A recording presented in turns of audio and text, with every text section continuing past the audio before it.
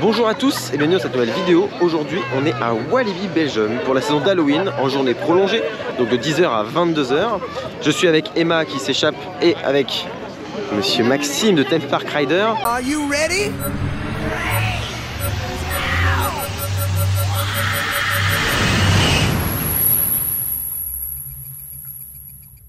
Mais en tout cas pour Halloween c'est une découverte pour Emma, donc ça va être plutôt cool. Le parc est pas mal chargé, on n'est pas forcément sur une journée complète comme le week-end dernier, en tout cas a priori. Mais voilà, on n'est pas sur une journée vide, c'est quand même assez chargé. Et on arrive tout de suite sur la zone Psycho Circus. Et c'est une zone qui pour le coup je kiffe, c'est le côté vieille fête foraine, vieux cirque plutôt, bien flippant.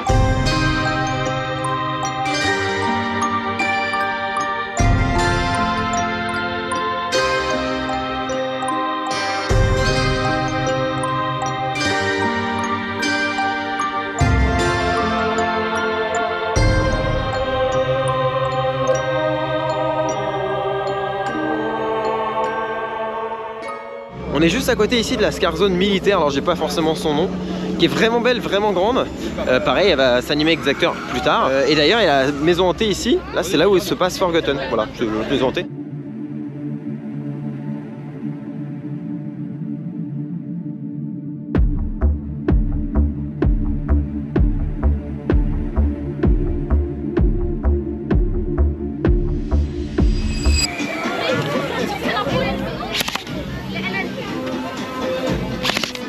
Nous sommes devant Conda, alors évidemment au niveau attraction aujourd'hui on va être plutôt light, en tout cas pour le début.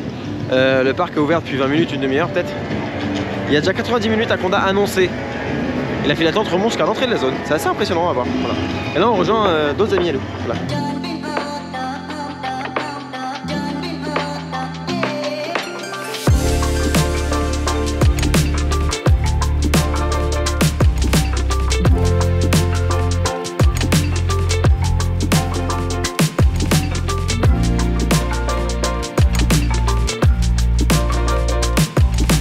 On fait un peu le tour du parc, Toutankhamon est monté à 60 minutes et là on a Psyche qui est à 80 minutes. Après c'est normal, c'est l'ouverture du parc, tout le monde y va et sous les maisons hantées sont fermées pour l'instant. Donc forcément ça fait gonfler les attractions.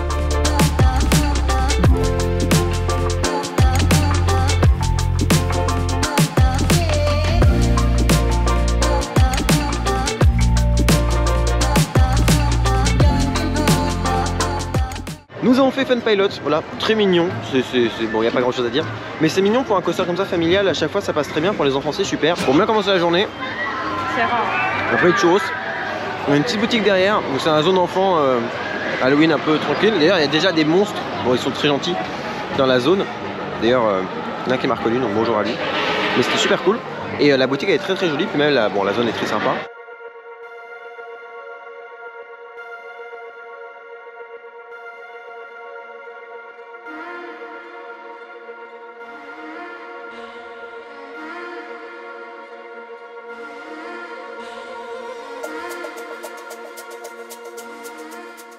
Nous avons mangé nos petites churros, ils étaient très bons, c'est bien parce que c'est des vendeurs ambulants en fait, ils vont dans les foires, comme ça, et là du coup le parc fait appel à eux pour étoffer un peu l'offre au niveau des snacks, donc c'est très bien, ils sont adorables, une gentillesse folle.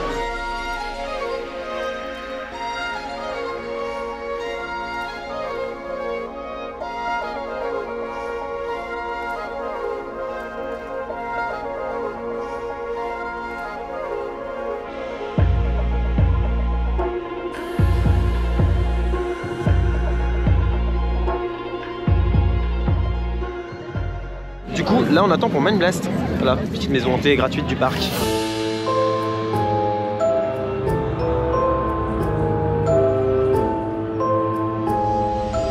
Nous sortons de Mine Blast, alors j'ai pas pu filmer parce que j'avoue que j'ai pas demandé d'autorisation, donc du coup forcément on n'a pas le droit de filmer. Là on est en train de voir si je peux pas essayer de négocier pour les prochaines. Mais en dehors de ça on a fait Mine Blast, nous avec Emma on a trouvé ça plutôt cool. Les acteurs étaient chauds, ça venait de démarrer, ils étaient vraiment... En fait il y avait un groupe devant nous, ils ont flippé et du coup ils se sont acharnés sur eux, c'était assez pas mal. Franchement c'était bien, ils sautaient sur les barrières et tout, c'était assez chaud. J'ai sursauté 2 fois avec leur casque, ils avaient leur casque, ils tapaient sur les murs. Et quand on les voit pas venir, c'est vrai que ça fait sursauter naturellement. Donc c'est pas mal, bon après j'ai pas peur de ça, mais en tout cas pour le côté sursaut, je l'ai eu 2 fois. Voilà. Après, elle était pas aussi bien que la dernière fois que je l'ai fait. Je te sens pas quand même. Hein.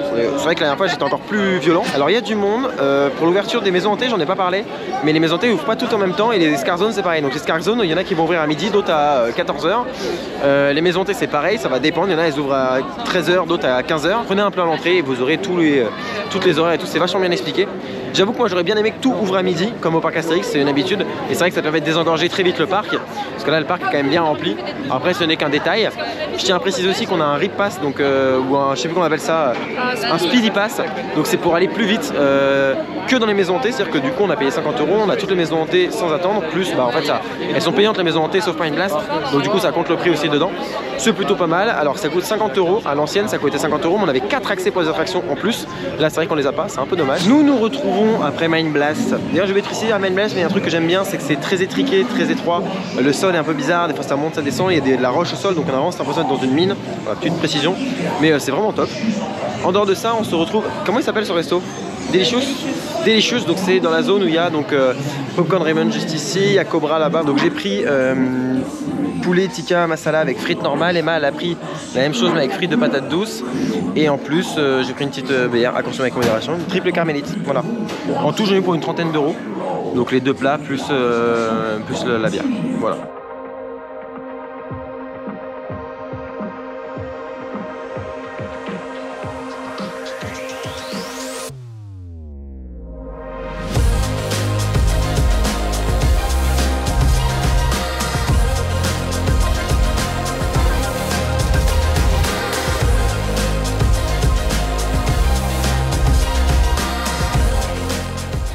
Nous avons mangé du coup au Delicious, c'était très très bon. C'était délicieux. Voilà, j'allais dire, je ferais pas la blague de dire c'était Delicious ou délicieux. Non. On a fait, non, on a mangé, c'était très bon. Toujours tikka masala, c'est valeur sûre. Et ça cale, on dirait pas, ça paraît pas énorme. Au final, ça cale à chaque fois. Moi, je suis calé. C'est la sauce qui... Et ouais, la sauce, ça cale bien, c'est bon, bref, c'est super. Donc, je vous le conseille encore une fois. On va aller sur The Curse of a Moon, donc la maison hantée, une des maisons hantées qui est très très bien. On va aller dessus tranquillement avec le RIP Pass, enfin le Speedy Pass.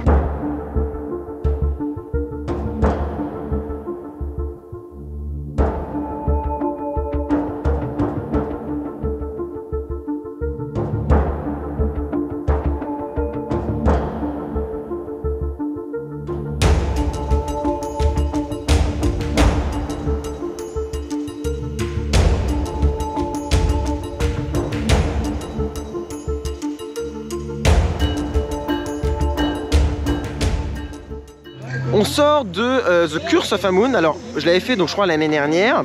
L'année dernière on rentrait par tout petit groupe et il y avait de la lumière en fait dans les salles, donc c'était éclairé en blanc classique. Et on rentrait dans la dernière salle avec Amun, donc avec le personnage un peu le plus flippant, le personnage assez impressionnant. Ici on a totalement changé de version, on a un sac avec une lampe.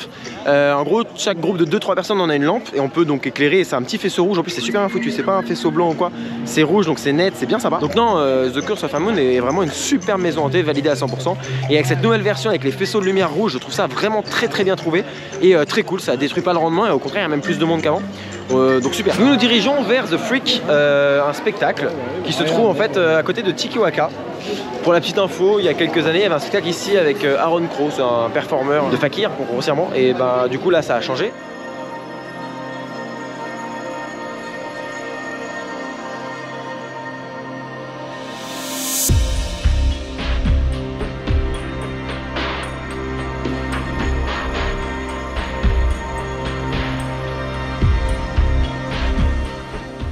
On est sorti du spectacle, alors en fait en gros c'est vraiment la même acabit que Aaron Crow, donc l'ancien spectacle.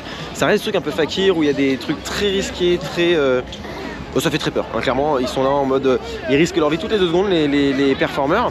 Sauf qu'avant c'était vraiment très sombre, très dans la tension, donc avec Aaron Crow, avec des musiques, moi j'aimais beaucoup les musiques qui étaient vraiment bien choisies et tout machin. Là c'est totalement différent, il y a toute une troupe, il y a une vraie connivence entre les personnages, chaque personnage est un peu différent, donc ça apporte des petites choses, des trucs comme ça, ça c'est pour le coup c'est très bien. Et on a évidemment un truc qui est plutôt cool, c'est qu'il y a quelqu'un qui chante en live. Et alors ça peut paraître con, mais quelqu'un qui chante en live dans un spectacle comme ça, bah ça fait tout. Mais c'est vrai que j'aimais bien comment était découpé celui d'Aaron Crow, en plus c'était entrecoupé par des scènes beaucoup plus légères et beaucoup plus sympas de trucs en l'air et tout. Là c'est un mélange un peu de tout, c'est assez rapide. Après voilà, c'est un parti pris, moi j'aime bien les deux, mais du coup très bon spectacle. Moi je me chie toujours dessus quand il tire avec un arc ou une arbalète sur une cible avec quelqu'un entre la cible et l'arbalète, et ça je suis jamais fan. Mais bon, mis à part ça, c'est plutôt cool. Là on continue, on va se promener, on va aller faire un Nagoulai avec Emma.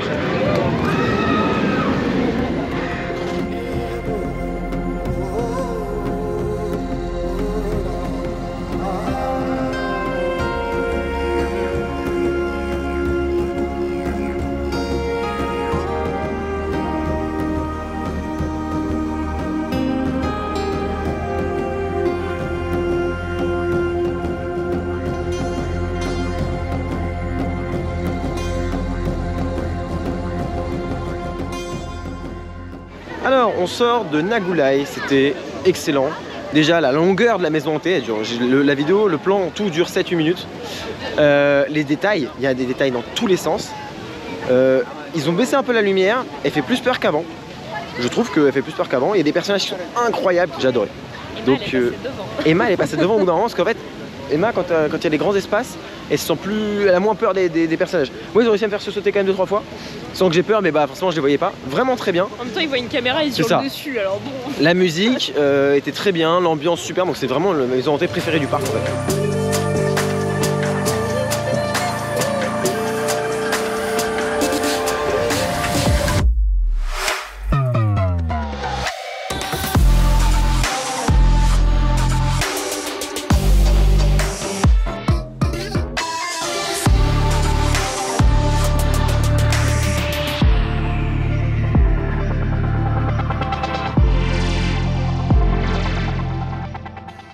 Comme vous l'avez vu, on sort de Conda.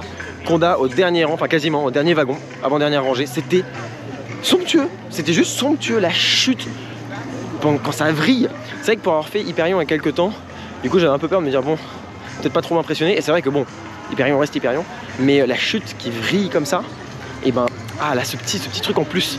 Super, je préfère cette chute là à celle d'Hyperion, je suis pas sûr en fait de ce que je préférais l'une ou l'autre, mais les deux se valent et les deux ont un intérêt parce que celle-là vrille. Bref, c'était trop bien ce moment là de vrille dans Conda. Puis alors franchement la puissance, il était rapide, il était violent, il faisait du bruit, il était tonique. Puis en plus c'est trop bien parce qu'on a pu voir le départ avec donc tout le jeu de lumière, de son. L'année dernière il marchait pas le jeu de lumière, j'étais trop triste.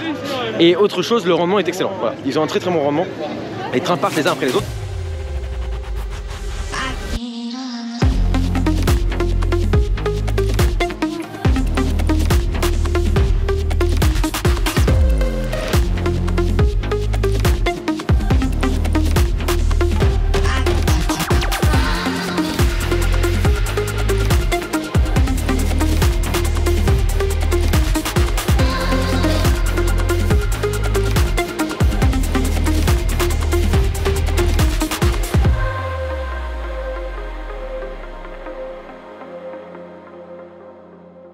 Nous sortons de Tikiwaka, c'était fort sympathique, comme bah en fait il était tonique quoi.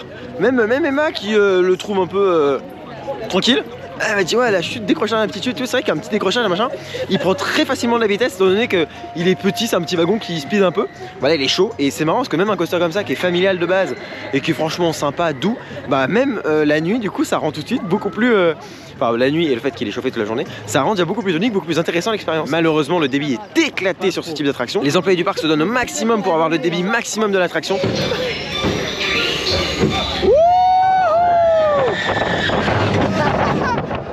On sort de Psyche Underground, c'était très bien.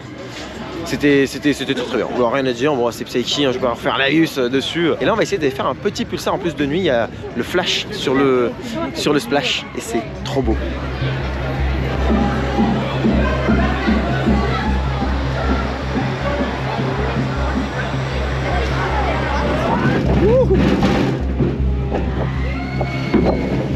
Oh la vache, c'est terrible de nuit. Oh la vache. Wow.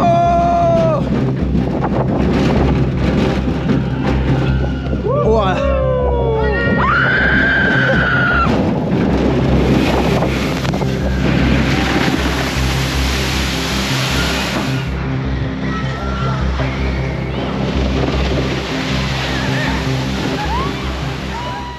Nous sommes sortis de Pulsar, c'était fort sympathique. Pulsar de nuit. Alors évidemment j'ai fait le malin on était au premier rang.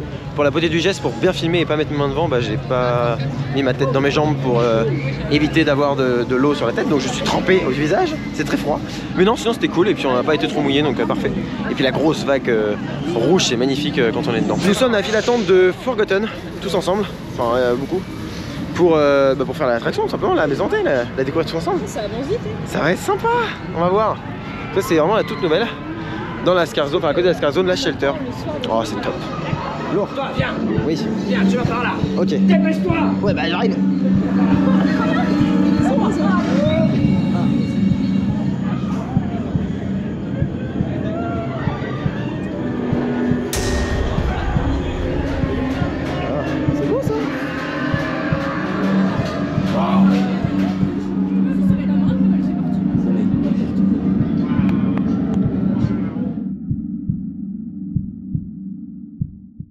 On sort donc de Rebellion Land et en gros de Forgotten. Forgotten, la maison hantée, en gros, elle utilise l'ancienne maison hantée Lost Forest en termes de file d'attente et de sortie.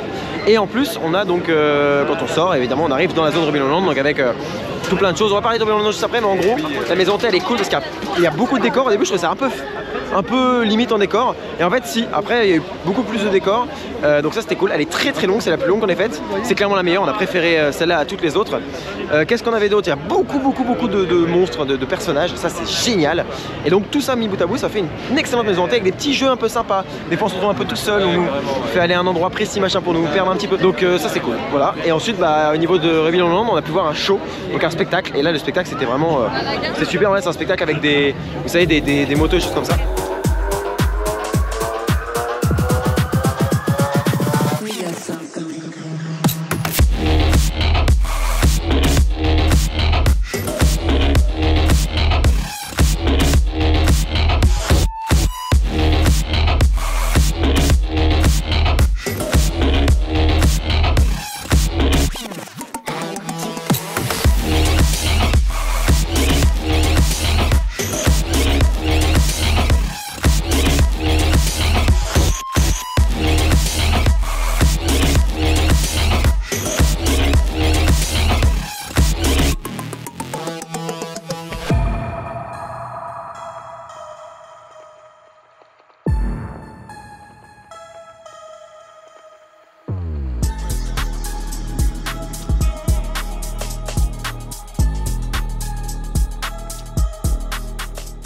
On ressort de Calamity Mine, c'était plutôt cool. Alors tonique, chaud vraiment, parce que fin de journée, chaud, c'est normal. Donc plutôt sympa. Alors après ça tape toujours un peu plus que les autres trains à mine je trouve, mais c'était sympa parce qu'il était chaud. Voilà, ça reste un train à mine mais dans le noir c'est toujours assez agréable, puis il dure longtemps et le débit est incroyable. Ça vraiment il n'y a rien à dire là-dessus. Aujourd'hui les débits sont vraiment ouf. Alors sur Calamity Mine il n'y a rien à dire. Il y a un train qui arrive, un train qui part, c'est le débit maximum, donc parfait. Non là franchement bravo, là le parc niveau rendement et niveau du coup opération et tout, ils sont vraiment très bons. Donc nickel. Après voilà, le seul truc que je regrette c'est les toilettes. Trop d'attente aux toilettes. Mais bon ça, voilà, ça reste un détail, sinon le reste c'est plutôt cool. Mon Conda était tombé en panne, il vient de réouvrir, ce qui est une belle performance parce qu'un coaster comme ça qui tombe en panne alors qu'il a tourné toute la journée et tout, des fois ça peut être des trucs bien relous. Bon malheureusement là on sort de Toutankhamon, donc on a pu faire Toutankhamon, c'est cool. Malheureusement Conda ne tourne plus, en fait on a attendu une demi-heure même pas et il est tombé en panne. Déjà il fonctionnait moyen parce que le débit était pas ouf alors qu'il était fou toute la journée. Là pour le coup il a tellement bien tourné aujourd'hui à débit 100%. Hier il paraît qu'il a tourné très bien aussi.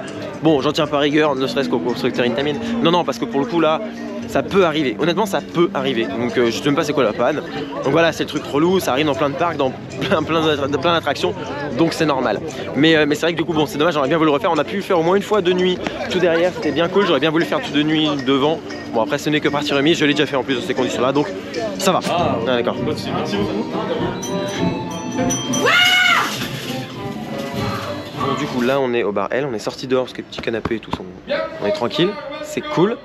Là l'ambiance c'est alors différent de l'année dernière, c'est un peu différent, c'est moins, on va dire c'était moins prenant que l'année dernière, c'est sympa mais c'est moins prenant.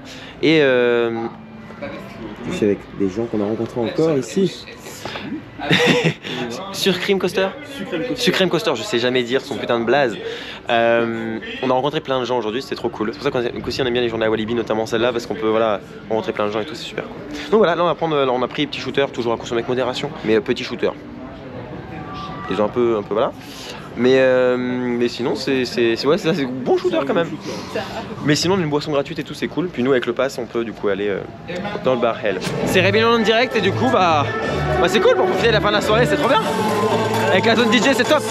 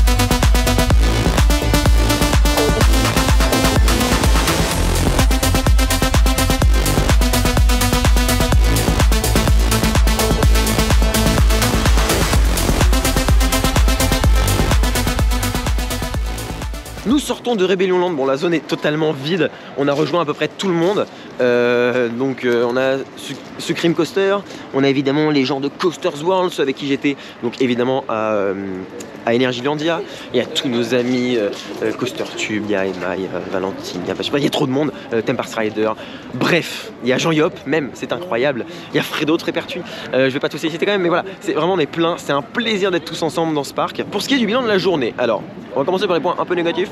Pour le point négatif, je trouve que le parc n'est pas assez dimensionné. Il n'est pas fait pour recevoir autant de monde. On voit par exemple au niveau des toilettes, on attend très longtemps aux toilettes, ce qui est dommage. C'est un exemple, mais c'est un petit échantillon, mais c'est vrai que ça donne un peu un ordre d'idée.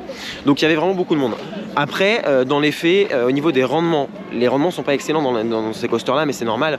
Ça traîne aussi les lacunes des années précédentes, des décennies précédentes même. Mais par contre, quel plaisir, parce que tout tournait au maximum. Les trains tournaient au maximum de leur rendement. C'était un truc de fou. Et ça prouve qu'ils se donnent à fond. Et donc, on n'a rien à dire à ce niveau-là, parce que même si, oui, du coup, ça gagnerait à avoir des attractions avec de meilleurs rendements, en tout cas, les rendements étaient à 100%. C'est ce que, en tout cas, on attend d'un parc. Donc ça, c'était très bien. On a mangé, c'était très rapide. Les maisons hantées, c'était cool. Pas trop d'attente. Alors, je pense qu'ils ont encore vendu un peu trop de fast pass et de speedy pass, parce que du coup, il y avait beaucoup d'attentes dans les attractions. Donc, les speedy pass étaient pas mal remplis aussi. Donc, je pense qu'ils en ont vendu un petit peu trop, mais bon, voilà, après, c'est au parc de jauger et tout. Au niveau des maisons hantées, les speedy pass maisons hantées, je trouve que là, pour le coup, il n'y en avait pas trop. Donc ça, c'était cool. Pareil, et il faut savoir que ici, contrairement à Astérix, quand les nocturnes finissent à 1h, les attractions, les files d'attente ferment à 1h. Donc ces attractions, il y a une heure d'attente, ça tourne jusqu'à 2h. Ici, ils ne peuvent pas à cause des voisins. Donc à 22h, c'est coupure. Ils coupent tout. La zone Rebellion Land, ils coupent les attractions. Donc c'est un peu dommage. Mais ça, pour le coup, c'est aussi pas de la faute du parc. Donc j'aime bien remettre quand même les choses en ordre. Dans l'ensemble, on a passé une bonne journée. Après, on n'a pas voulu faire non plus trop d'attractions, parce que on sait qu'il y a du monde et que du coup, c'est un peu le problème. Et du coup, on profite pas mal d'Halloween. Et ça, c'était bien. Pour le coup, le côté Halloween était cool. Maison hantée préférée, Forgotten, incroyable. Mais dans l'ensemble, on a passé une bonne journée. Alors, il y a des points d'amélioration, mais dans l'ensemble, c'était une bonne journée. Et ça c'est plutôt cool, parce qu'on était tous ensemble, on se croisait avec des gens et tout, c'était cool. Bref, ceci étant dit, je vous remercie d'avoir suivi cette vidéo jusqu'au bout. Je vous dis à bientôt pour une prochaine vidéo, soit en EDB, soit une vidéo dans un parc. D'ici là, soyez enthousiastes. Salut!